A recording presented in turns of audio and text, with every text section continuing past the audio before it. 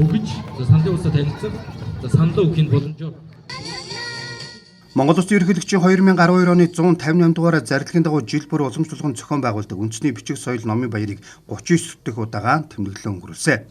Номын баярыг их зохиолч Даш Дөржийн Нацаг Дөржийн мэдсний 120 жилийн хүрээнд илүү их уншийн их дэлхийг хайрлын урайнд ор тэмдэглэж байна. Номын баярт аймгийн нийт 8 байгууллага оролцсон байна. Номын худалдаа зохиолч яруу найрагчдын асраар дамжуулан сонирхолтой үзэгсэлэн таны мэдхүн болон уралдаан тэмцээн зөвлөгөө мэдээллийг өгсөн байна. Төв аймгийн уншигчдаа номын баярын мэнд хүргэе.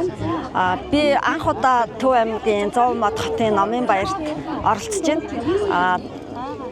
Төв аймгийн номын сангаас намайг бичлэн урьсан.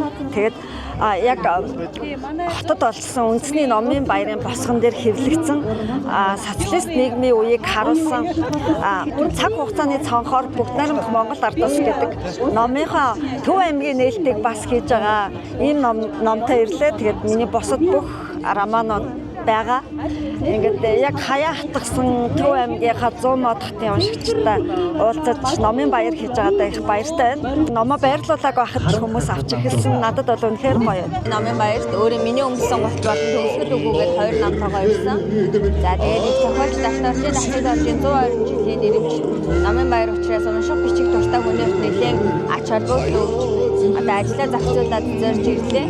За тэгээд миний ном бол бүгд залуучуудын дунд нэлээд уншилттай байгаа. Төв аймгийн номын баярт зорж ирлээ. Тэгээд би одоо ааваараа Төв аймгийн Баян цагааны хүн юм байгаа юм.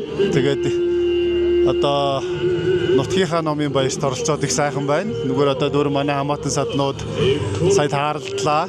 За биний хувьд бол яг нэг 8-9 ном байдаг. Гэхдээ энэ удаад бол хол биш гэд сүүлийн үед их уншиж байгаа хүмүүс уншиж байгаа номыг авчирлаа. Манай сумын сургуулийн хүүхдүүд бол ер нь номтой аягүй сайн хөрөлж эхэлж байгаа. Ер нь сүүлийн 3 жил аягүй харьцангуй орчин нөхцөлж аягүй гоё бүрдсэн байгаа. Тэгээд аягүй нэг шинэ шинэлэг уран баяжилт ихтэй байгаа болохоор номд аягүй сайн дуурж нөхөрлөж байгаа.